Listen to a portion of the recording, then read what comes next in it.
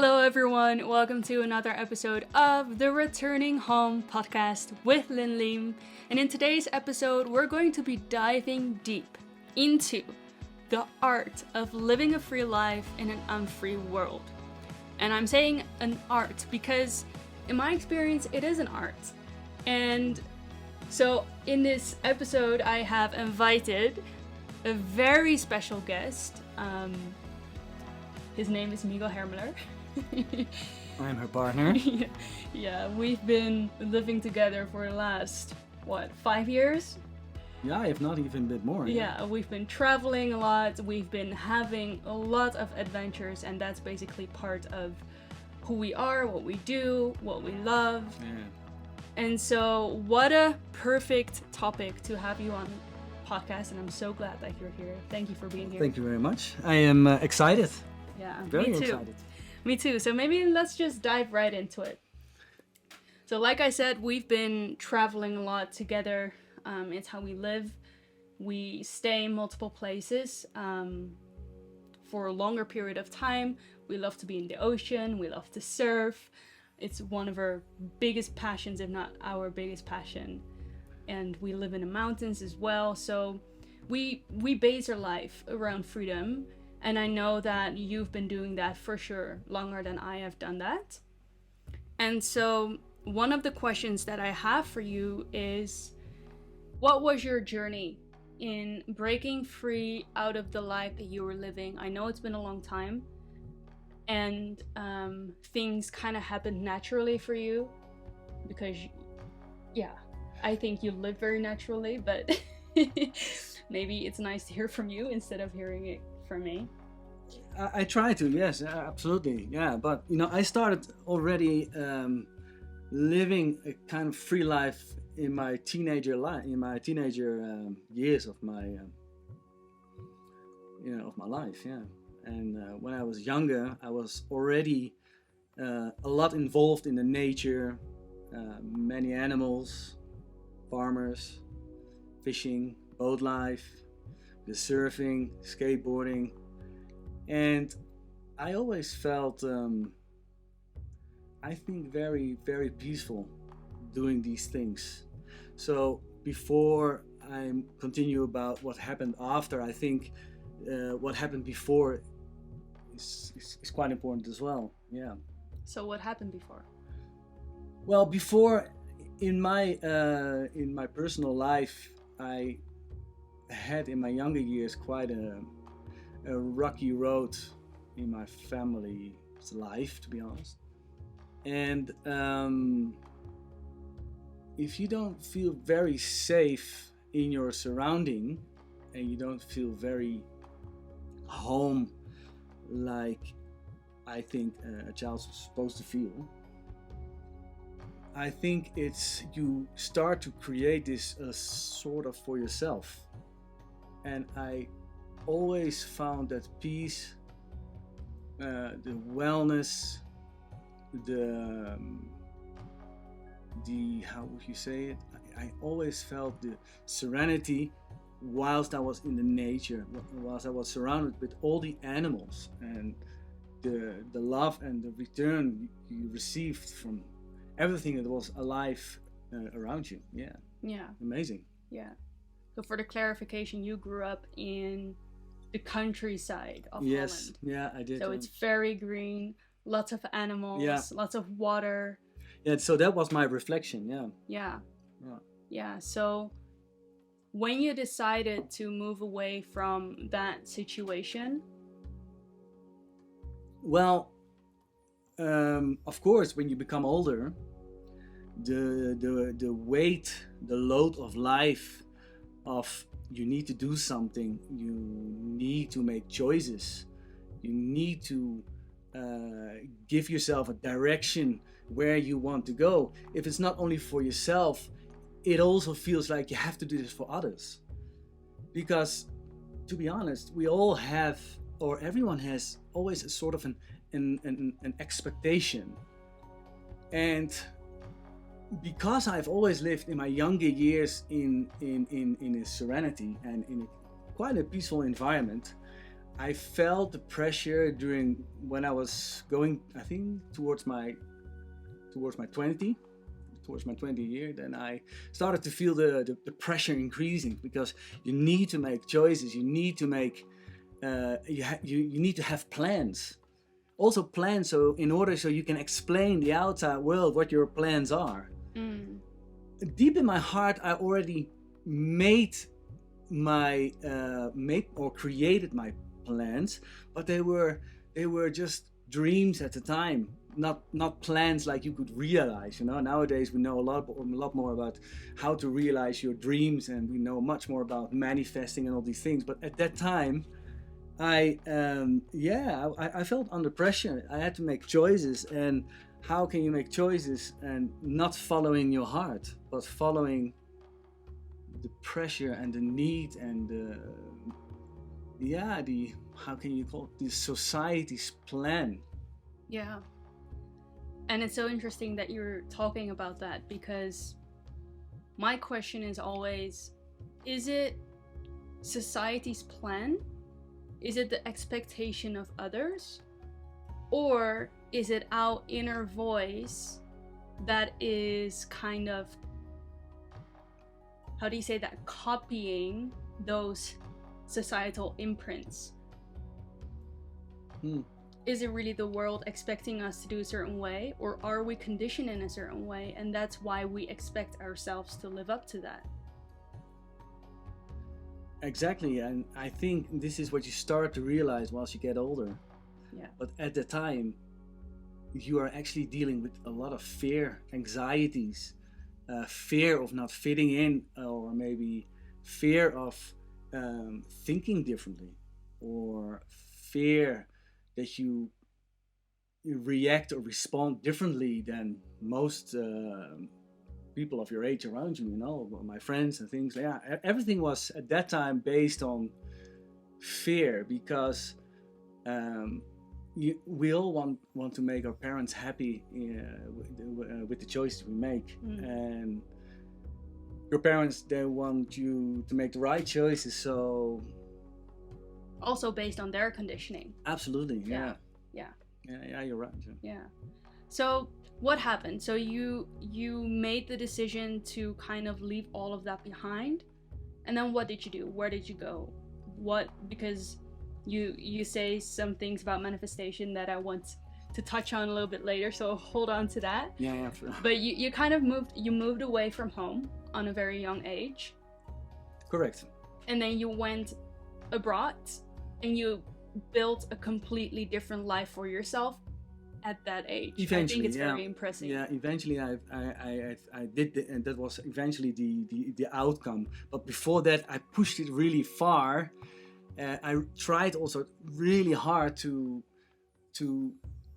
create something in my family life, and I tried to fulfill the expectations of others, but not truly my fulfillment, because my escape, and my escape still is, I don't want to say it's escaping, but it's you go to the place where you felt already as a child the most serene, clear-minded. You could deeply think about life itself. You think about your parents, you think about your brothers, you think about your sisters, you think about everything. When you're surrounded with real things like the outdoors, the animals, the all the events that happen weather-wise, everything in the forests, on the water. Yeah, I was privileged to grow up in this area, to be honest, because I had boats, I had surfboards, and I had everything to play around with. So I stayed connected, and I started to disconnect myself more and more when the pressure was increasing. So there was more expectation around me, and I couldn't tell people my story. And that makes you, how can you say this? That makes you, it makes you feel that you cannot answer the questions your surrounding is asking you. It's a very strange thing to think back to, because now you ask me these questions, and I have to think back about this time. I can laugh about it. But at the time, I was like completely. I had fear for these times. Yeah. Yeah, I can totally imagine, and I recognize it as well. I mean, I recognize that same pressure or expectation, whether it's our own expectation of ourselves. I think it's a combination of both, to be fair. So what changed? What happened? What changed? When did that expectation shift? Because I know it shifted. Yeah, it made a large shift, or a big shift in my life. Absolutely. I mean, at some point, my father could not support me anymore, or pushes me to go to school, and he tried his utmost to support me, and he always did until the end. But when I was 17, 18, I felt like, I think I feel I felt confident enough to make a choice in my life. And the choice was for me to stop forcing myself or torturing myself for fitting into the system that was actually sort of planned for me in at that time it was in Holland. And I detached myself from that whole thing. So what I did, I passed my driving license in like 10 days in Holland, and I was able to drive. So I went to Austria at the time. Austria was for me a place where we went as a family. We always went for ski holidays, and we always went there as a family. There was harmony, and it was, for me, inside, it was the dream place to go to in the situation where I was in at the time. Yeah. So the pain of where you are was so big that you finally decided to, well, I'm saying finally, but you were young, you were 16. I was still young, yeah. To follow your dream, which is big. Yeah. It was a turbulent time. I mean, my parents were also, they were in the divorce procedure at the time. They chose to separate, and at that time I was like, okay, now I'm ready. I want to feel that, to explore the world. Whilst I was enormously attached to the nature where I grew up. I mean, I had that was my comfort zone, the zone where I was feeling. Here there is no anxiety, there are no emotions. This is just how it is. But when I was 18, I got my driving license, and I get my car. I'm going to drive on my own to Austria, visit my brother, because my brother is a bit older than I am. He was already active in the Alps. He was doing this. I kind of look up to him, but I never expect to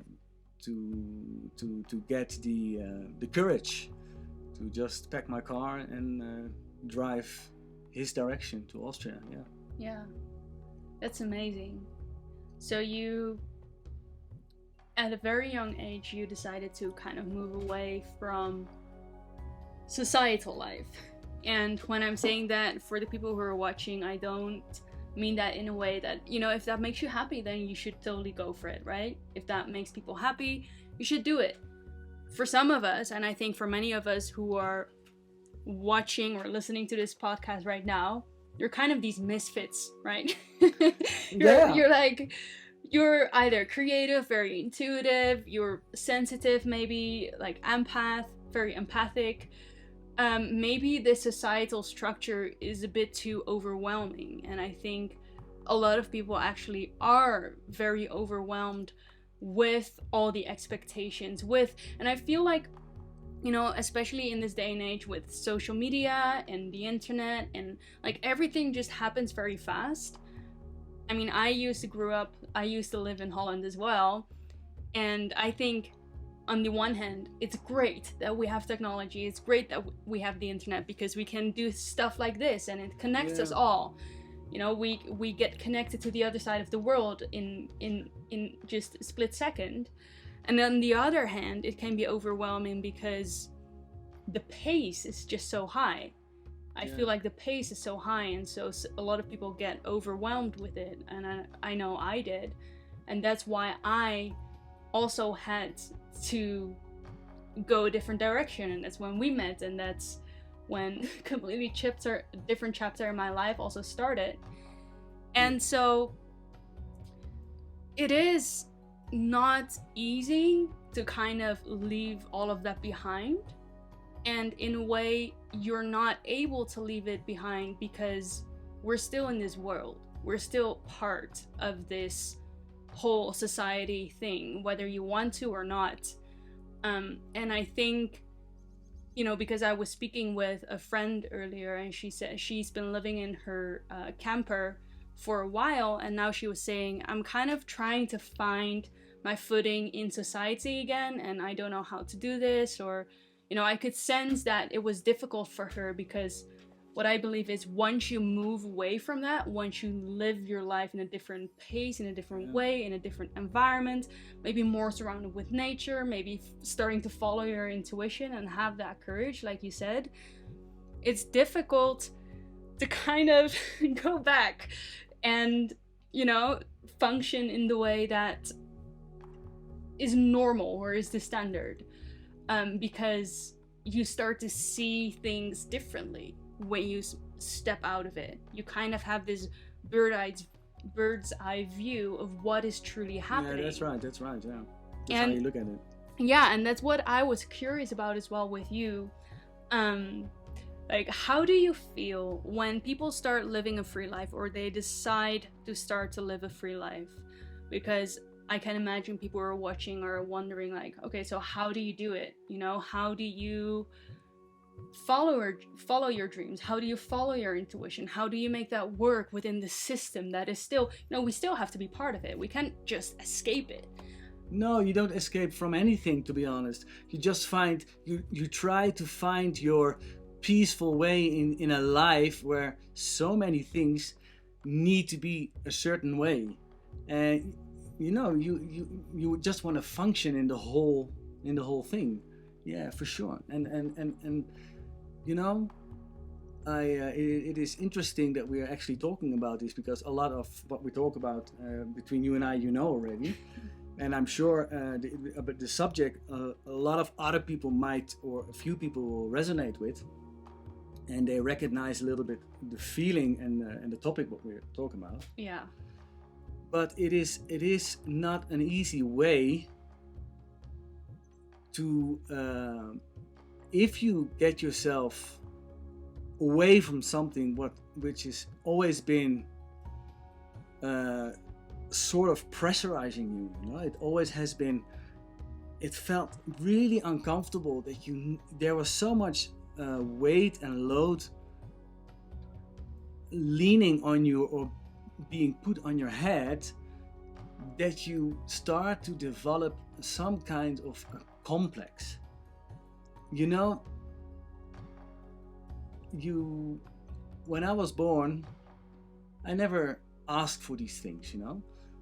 You get born, you see the world, you see the eyes of your mom, you see people's faces around you, you start to see the nature, you hear these nature, there's the whistlings of the bird, for example. And then suddenly you get older, and you have to do things, and everything needs to be in a certain way. Actually, you get put in some kind of a box, and when you're in that box, that's where you have to function, and that's where if you do it like this, then it's all good for the future, and this is good. But in my perception, what I saw as a child already, and I'm sure probably you as well, is you don't really see people being that happy. You see a lot of people being they're trying to keep up. They really try to keep up. That's right. And you see they're so used to present themselves that everything is going well, everything is sorted. Look, this is what I have. I got beautiful children. Oh, my daughter is getting married, for example. All these beautiful things in life, which are beautiful things, makes it look like, okay, you know, this sounds familiar in that box of understanding. I always felt personally that there is much more than that. I could see, for example, at a young age, I could see when animals needed help. I could see when an animal was ill, when an animal was hit by a car or something in traffic. You can see they're very easy to read. And when I was getting older, I was finding it very difficult to read these also from people. Yeah.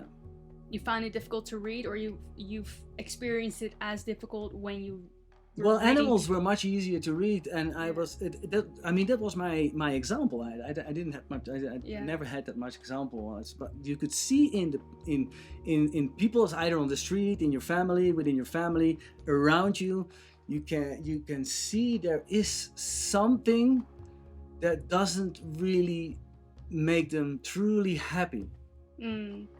Yeah, and I'm wondering, because you're saying that it's kind of this surface level connection. It's like we're connecting, but we're not really connecting. No, not really.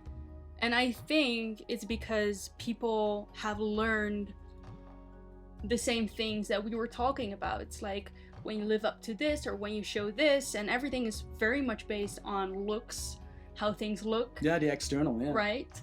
And so when you can how do you say that, meet that standard, it feels like you're accomplished, or it feels safe. And I think safe and belonging is one of the biggest, how do you say that, human drives that we have.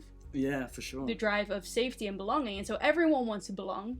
So everyone is, and take this with a grain of salt, of course not everyone, but I feel like the majority of people within the Western world where we come from, we try to keep up this standard to be safe and also to belong and to be accepted, and it's very deep.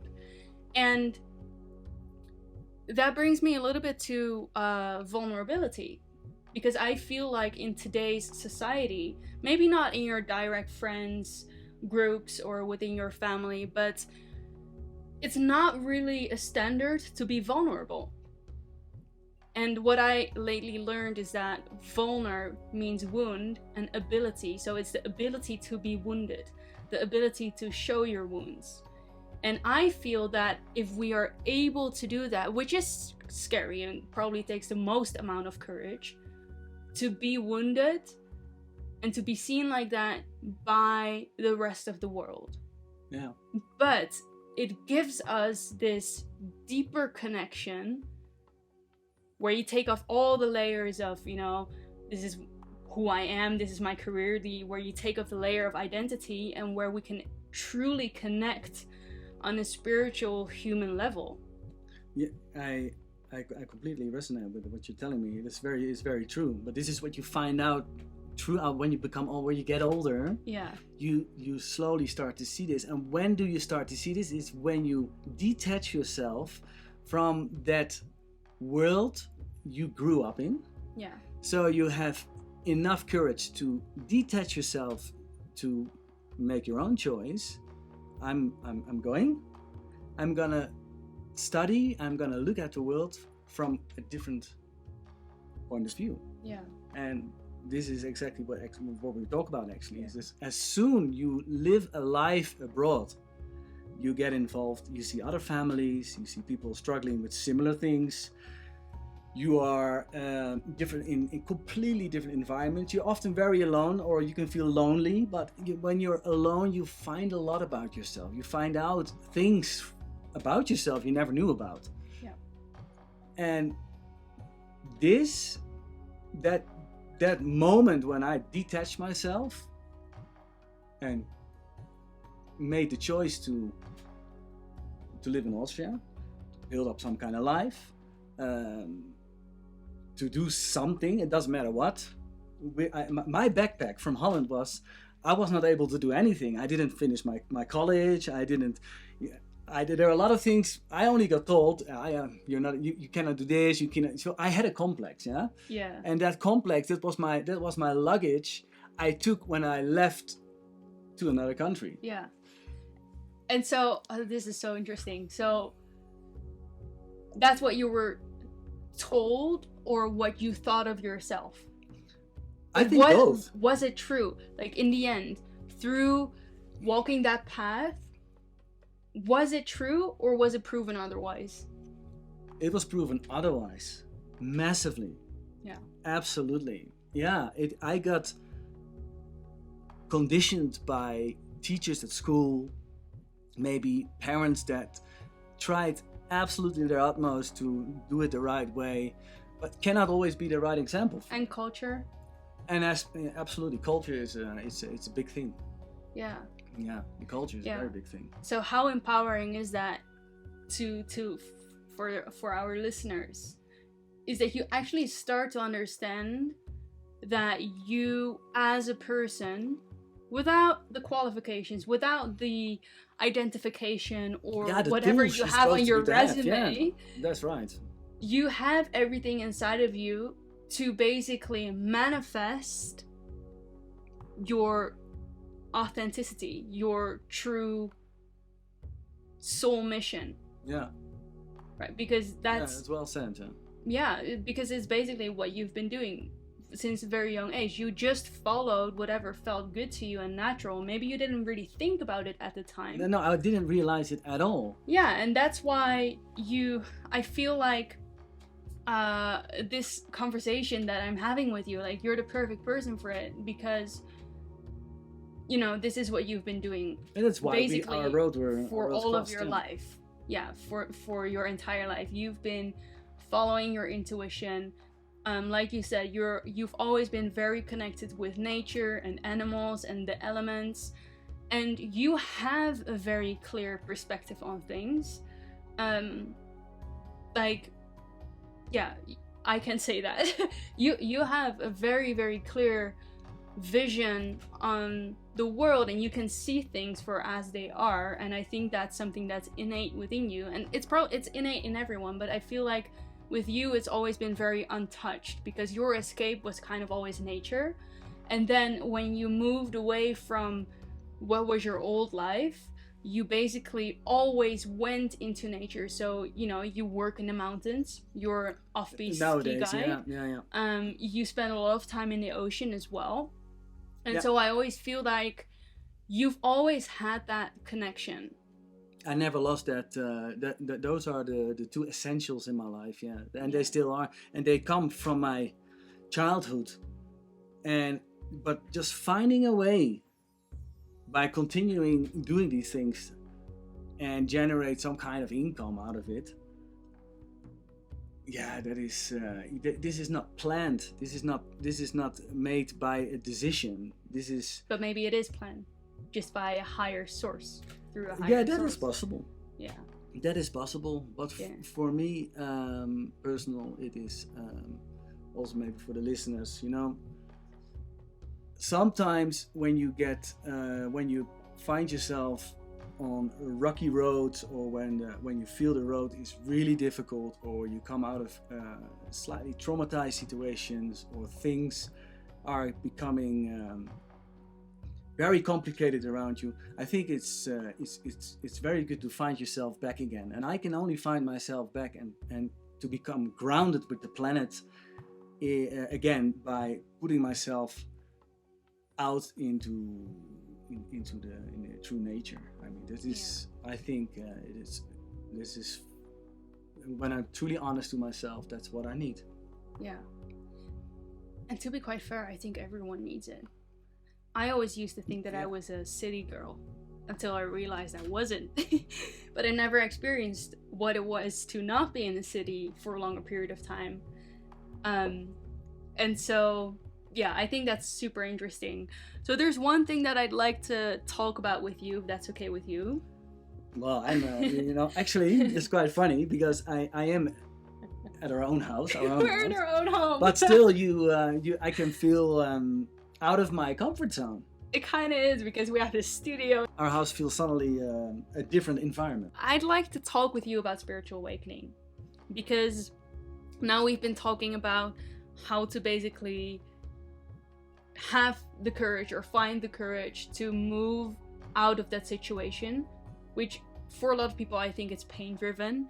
We've spoken about following your intuition, being connected with nature, What else? That we've spoken about so many different things about our conditioning and our imprints, and how to basically start detaching from that through distancing yourself from it. That's what we've both experienced of, how to do it. Yeah. And now I'd like to talk with you about spiritual awakening, because I know there's been a very significant point within your life where not entirely like your reality, and of course your reality shifted as well, but you shifted, and it was initiated through an accident that you had. So what happened, and how did it shift you, and what was the impact on your life? Yeah, that's actually quite a jump further ahead, or because that happened much later. That's right. I mean, actually, to make it a bit understandable for the listeners, is when I choose to live abroad. In this case, it was Austria. I started to get into the in the mountain sports, into the ski educations, into the training. I started to learn to speak with more confidence with the people. I was at the time I was helping little children. I was involved in some kind of world where I felt acceptation. I was accepted. The children were happy. The parents were happy. I was, to make it clear, I was teaching people, in this case adults, but first for many years children. And I had to rebuild myself back up to gain confidence from all these people who actually were very happy about how I was working with them and the work I did for them. I was so open to do any kind of job. I mean, I could have, at that time I was taking any job that was asked me, that people asked me for, and I did everything. And I did everything with a completely different drive that I had in Holland, because that's where I felt myself never really motivated, because it comes from a little bit of an insecure feeling. So in Austria, throughout the years, I was finishing my trainings, my ski exams, and 7 years later, I was very well established in the mountain sports. Yeah, I was. What did you do? I was skiing and training higher level of skiers and even snowboarders on to become better at their sport, And I was training, I was coaching them. I worked for several ski schools at the time, and I took the life and the skiing very serious. Yeah, I was much different. I was a lot different than my colleagues who were more in the external world, tangled up in the world of, it's you more. You were also doing competition. I did competitions at some time, and I felt like I wanted to push myself. I always felt the space there is more to achieve. But I am, in my character, I'm quite laid back, and I am quite quickly satisfied with everything. But I grew, and I started growing into the skiing and the alpinism, and I was very attracted to the off-piste part. It's challenging mountain skiing, steep faces, and feeling the excitement and the sensation of playing with the nature on a different way than I was used to. Because I come from a very safe environment in Holland, where the animals and my boat, everything was very safe, and suddenly I was in the more extreme outdoors, in the big mountains, exposed, big faces, and I started to feel very, very home in this environment. And that's how it started, when I got more and more developed in what I did, as well in my teaching, my training with people, as I did as I had a lot of development in my own skiing. Yeah. And I went from Austria eventually. I moved because I needed something new. I decided I'm going to go to France. And that's where we still are until today. It's incredible, yeah. Yeah. And so within all these ski trainings, and you were, we've been speaking about expectations. Yeah. Right. So something happened there. You experienced an accident. Yeah, years later, yeah. Yeah. So what happened? Well, I was 29 at the time, and I don't know, I felt indestructible. I was very excited because I started to become a little bit overconfident in my work and in my skiing. I was slowly or slightly getting detached again from my true self. And I took friends and all very good skiers with me into the mountains, and the life of the skiing started to become a little bit that external life again. What I in my childhood I always noticed already is, what is this external presentation? I don't know, but I started to get tangled up into that again because I wanted to be the best at some point. You want to feel, because you were hurt and always told that you're not able to do things. I finally found a way where I was good at, felt comfortable. Yeah. So I took everybody out, and I will show people what I can and what I'm good at. Yeah. So it's a classic situation. It's also very human. Very human, and I found myself. I learned a big lesson because of I started to become a bit overconfident. Yeah, for sure. Yeah. So what happened? Yeah, in 2006, I got involved in a big ski accident. In this case, it was a large avalanche. I tumbled down 300 meters, down over rocks, and I broke my lower back. And my arm, you can see, I can still not stretch it completely. It was broken at 4 places, but my lower back took a long time to recover. Absolutely, and to get to feel when that accident happened, the light went off. I noticed I fell down, and for me it was the scenario where you often saw other people not making it. And thinking back about it now, and you started, it's a long time ago I've been speaking about this, to be honest, is that when an accident like this happens and the light goes off, I don't remember a thing about it. All I remember is that I got helicoptered away. I went to the hospital. They put me down. They put me down for days. I was gone, so I was in my own, in a completely different dimension. But I knew I was not in the physical world, but I was in my own dimension, in the dimension of, it's done. It's done. Can you remember? Do you have memory from that period where you were intense dreams? Very intense dreams. I had intense dreams. It was so intense, the dreams, that I was disappointed 3 days later when I woke up. Yeah, they kept you asleep. They kept me asleep because of my internal bleedings. I had my back was badly. It was cracked. Someone had a compression, and I woke up with a nurse touching my hair and telling me that I was very, very lucky. I'm a lucky young man. Everything in French, and you are. I am French. Well, no, you are lucky. Yes, I was. But at the time, when you wake up the first time in the physical world again, and then you start to you're trying. Are your feet still working? You try your feet, your fingers. You feel that you are badly hurt at some places, but you don't know exactly what happened until people started to explain you what happened. Yeah.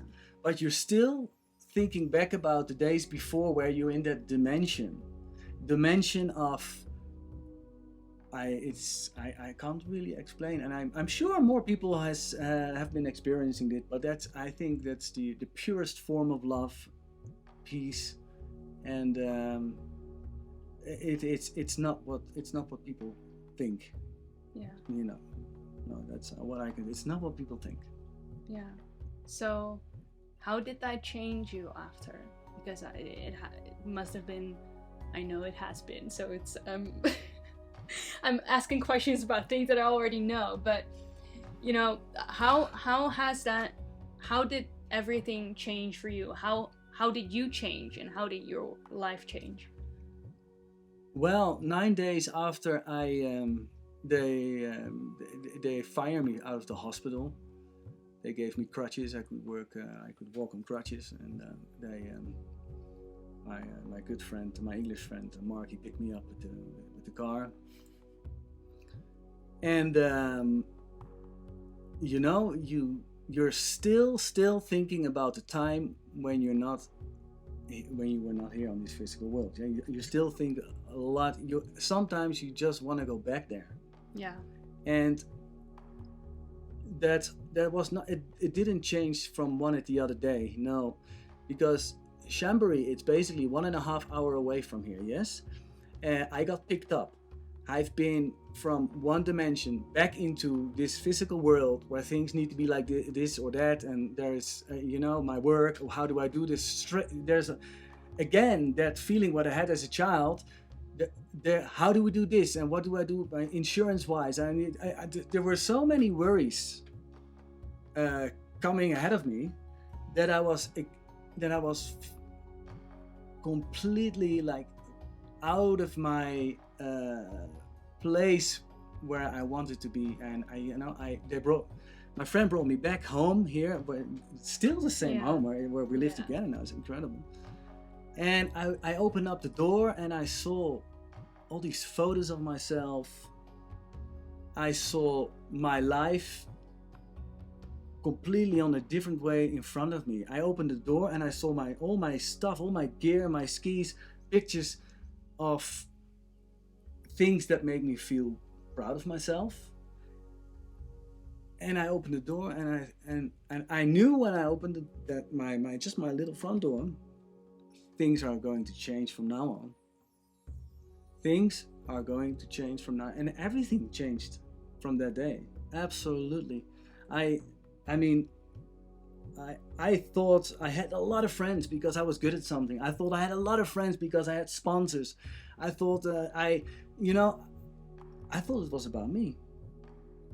But when you get knocked down so badly and you feel so 2006 is a long time ago, yeah. You feel you cannot rely on yourself. You feel so fragile that my girlfriend at the time, she needed to shower me. I had still this incredible big hematomas. I did blue, a lot of blood inside of me. I was completely disabled, and I needed a long time of recovery. And I think during the time of recovery, that's where I got changed with the experience of the dimension where I was during my hospital time. That is, in this physical world, we cannot say that that dimension exists. That's why so many people who are very, very close or just leaving life, or maybe a near-death experience, if I may call that a near-death experience. Yeah. There's so many people I can connect or relate with now who had similar experiences. So you feel the connection. You feel that you can talk about a completely different space than the world I was very active in before, because it was about skiing, it was about me. You always talk about your future, your plans, physical things, outdoor. I'm gonna buy. I want to do this. There was a lot of talks about things, so you can show the outside world. That things are going well or you're doing well. But when you wake up in a hospital after that dimension where you've been, full of love and acceptance for who you are, as a soul, as a character, whatever, then you start to come back in the physical world and you start to rethink about what is your true purpose or your true role, in this life. What can I mean for other people than just being on the fast train of I need to get there for the future. Yeah. Because that future, that was for me, that future never existed anymore after my accident, because that could have been my last day easily. Most people I found, they could not even tell the tale. Yeah. So that was absolutely my biggest change in my life, where the spiritual world suddenly started to mean and started to surface for me. It started to be, I can talk about what other people always have, because everyone has their story. You have your story, I have, and most people around, the people around us have also their story. And you know, it is worth to listen to people's story instead of just listening and try to overrule with your own story, because you always want to overrule your story with your story. Now, just truly listen to each other's insights of life, because there might be very, very deep lessons inside of these stories. Yeah, that's why I think it's always also good that you, when you invite people into your podcast or in your little studio, you get forced to just stand still at the questions you are asking me. So I had to put myself into that situation, so I can feel all kinds of I'm still reliving the story that you've just now been sharing again, because it's so impactful. And what I'm hearing is what shifted you was an internal shift for sure. Like you felt that love, and I think, well, I'd like to ask you, do you think that was kind of a purification that needed to happen in your life, or to kind of filter out those surface level things that may not have been serving you anymore or any longer in your life? Yeah, that is, you know, Lynn,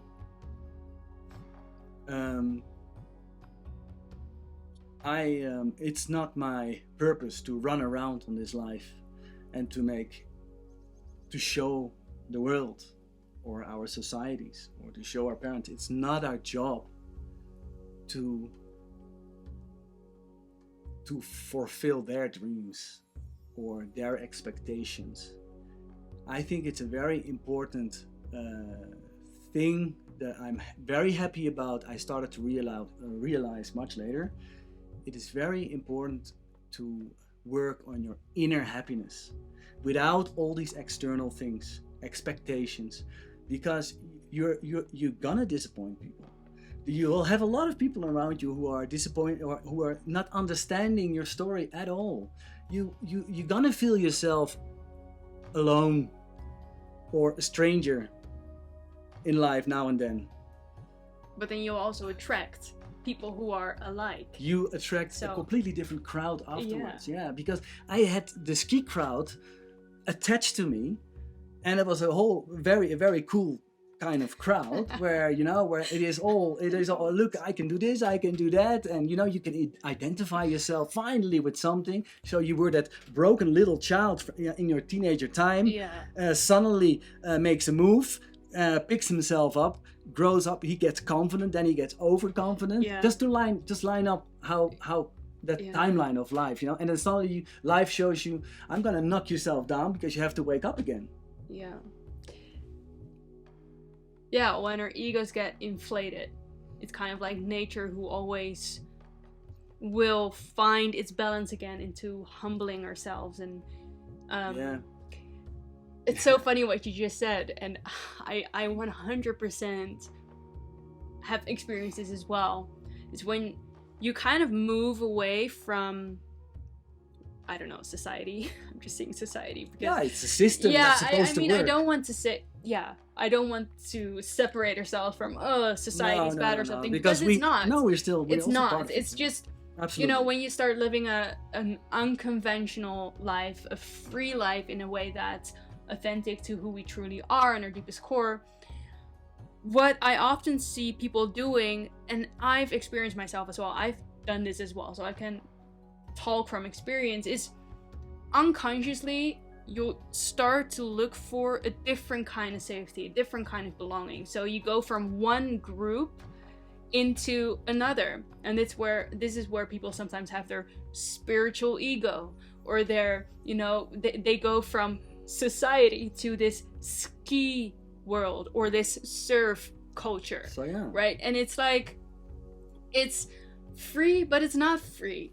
It's still not free because it's still kind of trying to belong somewhere, which is, you know, nothing's wrong with that. It's just something, you know, that I've observed is like, we do this.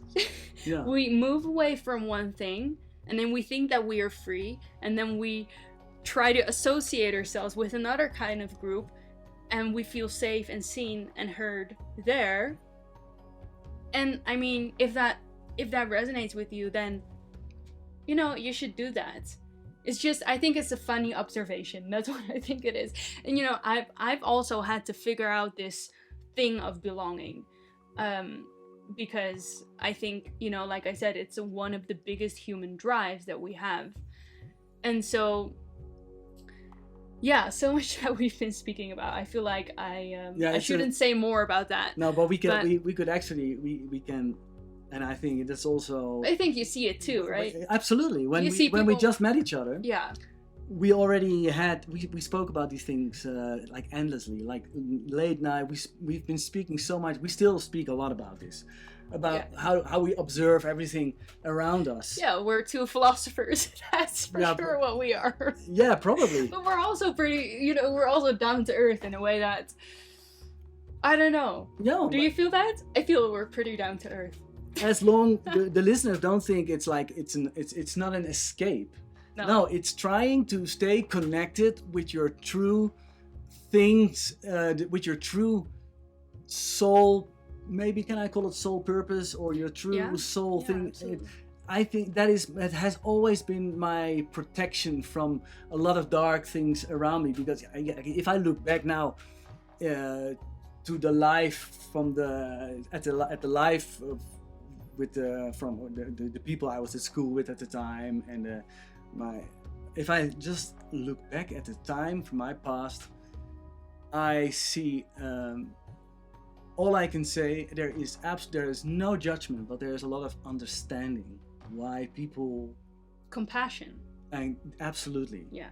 Yeah, it is, you don't need to judge something what people don't understand. We need to learn to understand why things happen, and we need to learn to ourselves. Absolutely, yeah. And this is something that I said to you the other day, is that we're all children from the universe.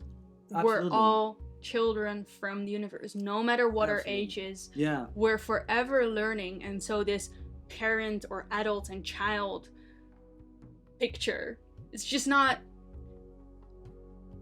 Yeah, I mean, as a child, you look up to adults because you always do. They seem kind of like these superheroes who know everything. But then once you grow older, you're like, well, some people, you know, everyone is just still learning, and everyone is evolving spiritually, physically, emotionally, all of the time until that we leave this planet, and even then, we absolutely evolve. Absolutely.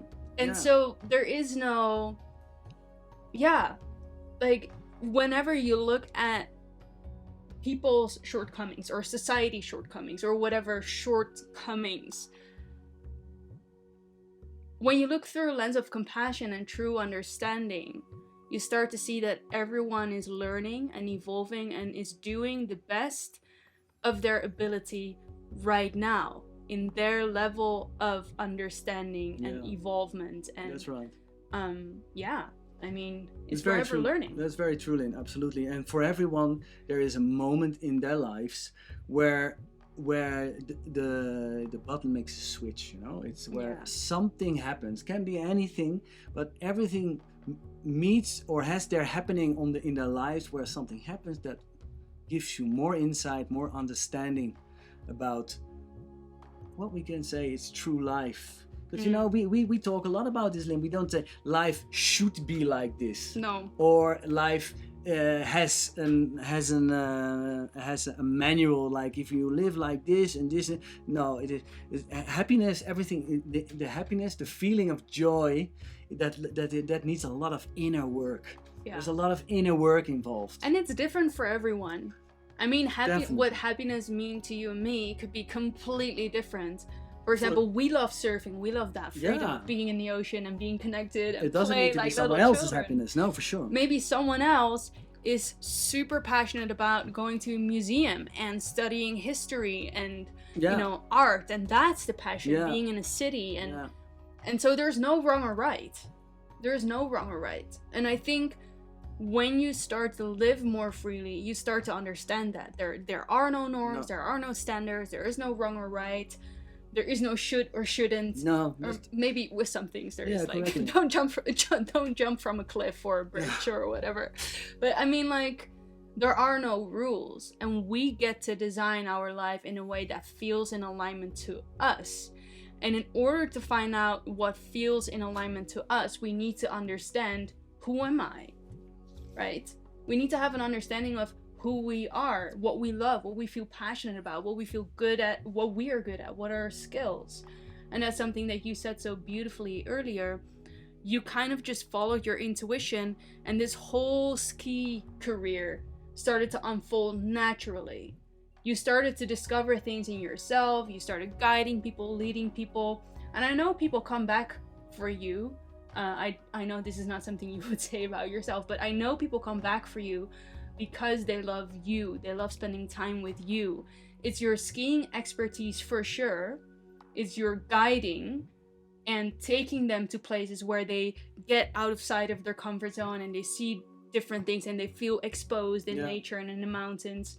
But then it's you, right? It's incredible, actually. Yeah? In the end, it is. Think about it, Yeah, and this is how physical and spiritual are so connected. You bring people in a physical experience, you make them feel uncomfortable physically, and it allows them to discover things about themselves spiritually.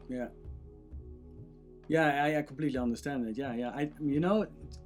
The whole skiing was injected by my past. So my past, I was that silent boy in the classroom, looking outside the whole time, observing the animals. As soon the school was at the end of the day, I ran away from school, got on my bike, went into the nature again. And in that time where I was actually always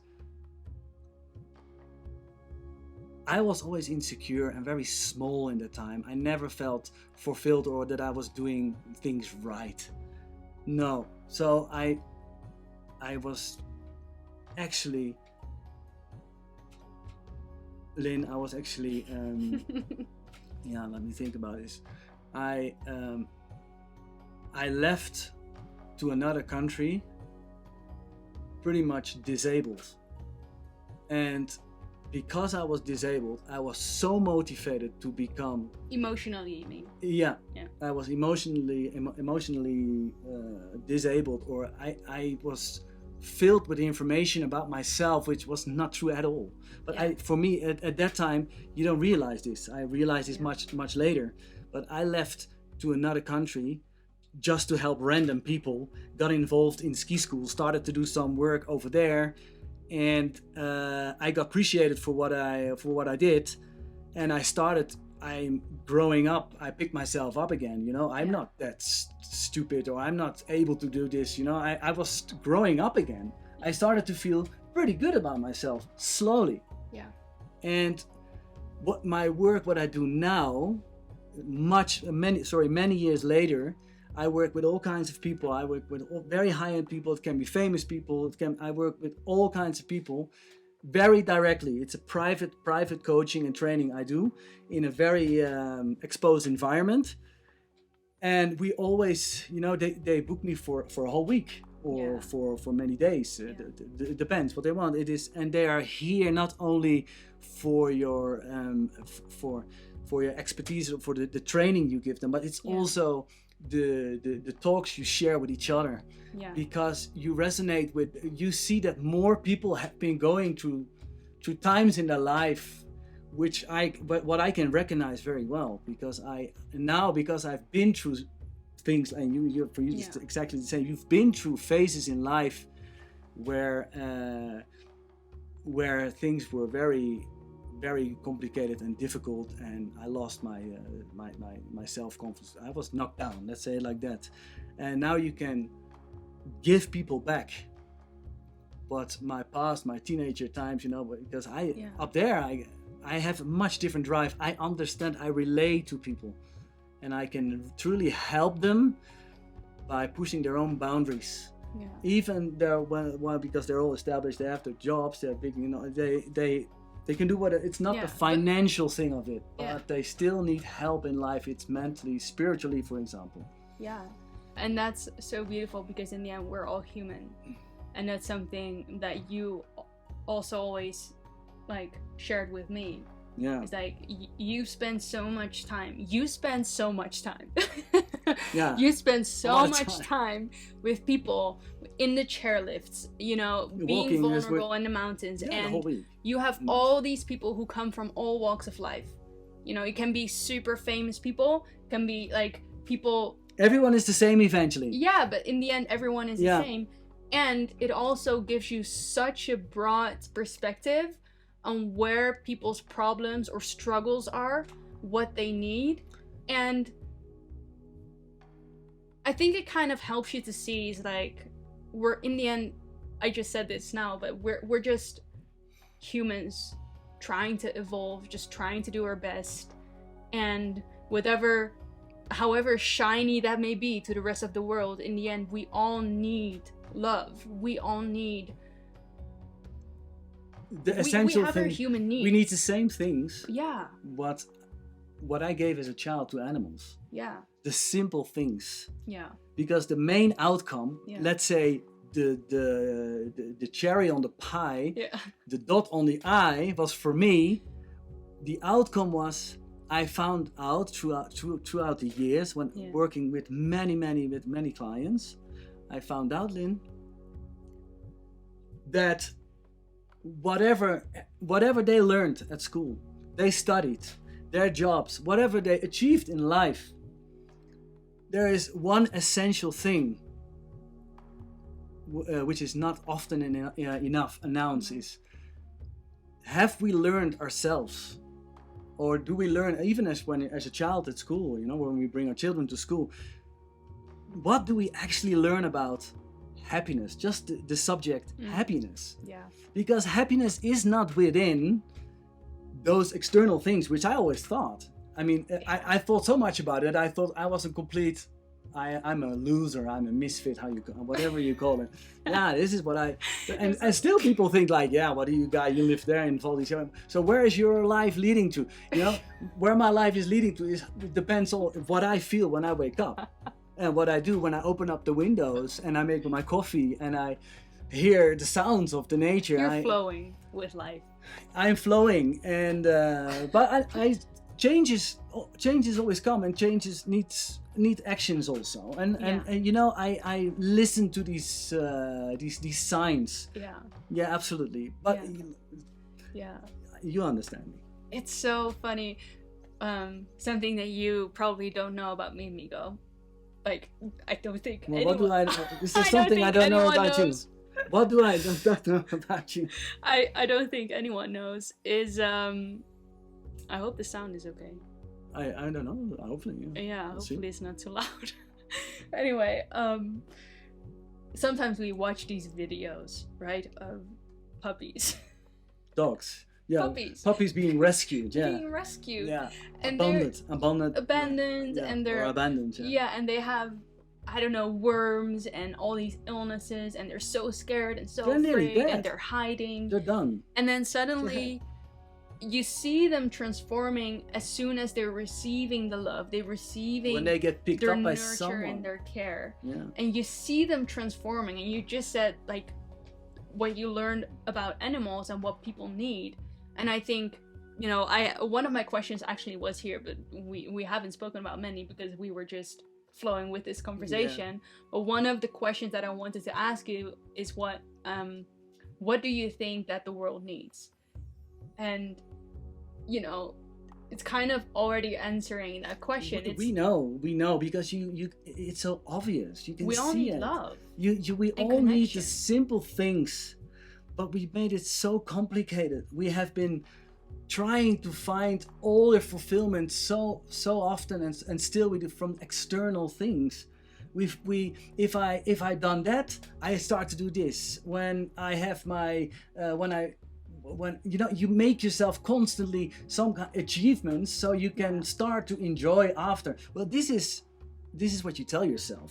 Yeah. So that's what's that's the red line throughout life. So you follow this, and well, basically, you know, life is much more simple than that. What we need is, you know, it might sound very cliche for people, for the listeners. They think, okay, what the guy is going to tell now is going to be something probably I heard already before.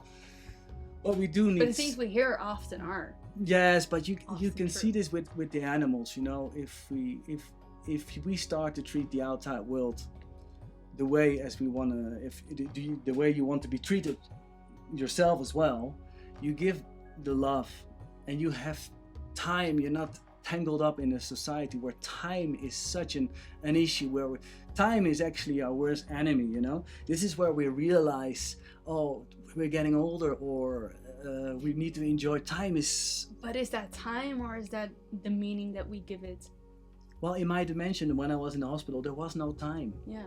There was just experiencing at the time. Yeah. But there was no time. But that is time. Time is such an illusion. Yeah. Time doesn't really exist. Yeah. We think it exists, and therefore it exists.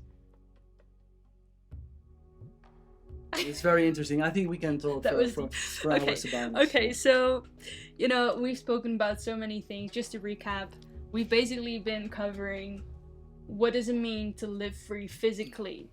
How can we feel good within ourselves, you know, not really fitting in, or, you know, doing things differently. And then we've spoken about what does it mean spiritually to be free, and, you know, how can we be present and see what truly is important within our lives, because that gives freedom, you know. Yeah. Sure. And then,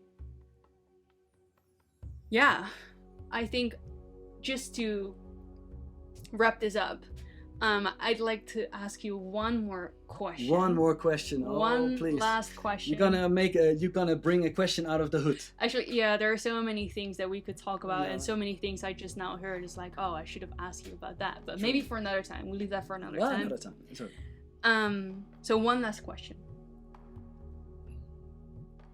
If today was your last day on Earth, what was the message that you would share with the world or our beautiful audience? If today was my last day, yeah, is I don't know why I'm laughing.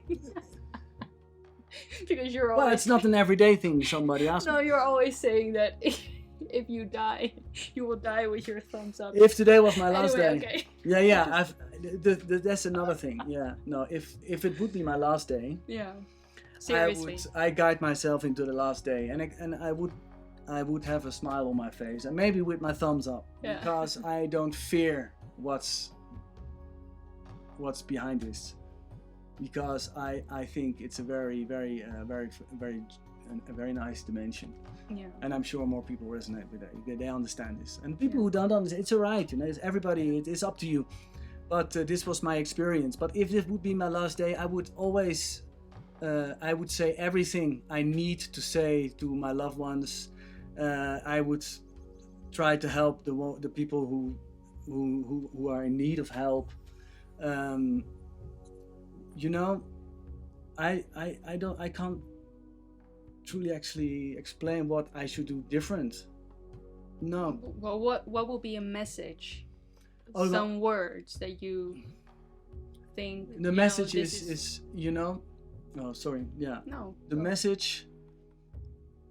The main message is for the people at home, people who listen to this, or maybe people are driving in the car. Is you never know. Is that never, and please never ever let fear get into you, that makes you stop, or it even blindfolds you for who you truly are in yourself. You know, we had now the past 2-3 years, we know the effect of what happens to people when fear is putting into them. It can be by your phone, by your computer, by your television, by anything. When fear gets into you, it is actually, it's the same when a train needs to drive on the rail, which is completely covered with a lot of snow. It cannot flow, it cannot drive fast, it has a lot of resistance, because you know, it is it is very dangerous. The train cannot really, it stops your life for truly doing what you like. And you know,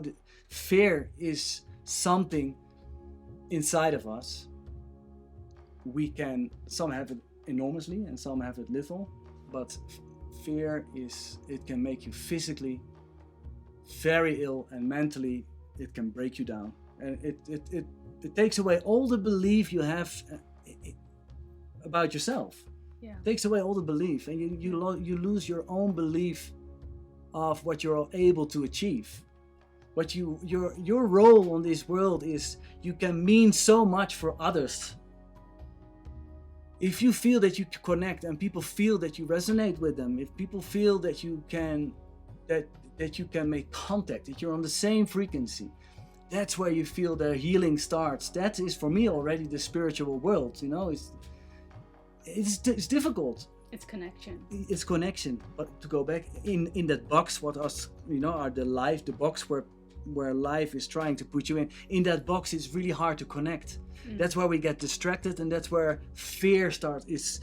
That's where they tell you, like me, and when I was a teenager, I got told a lot of fear. If I don't do this, you can never achieve or do that.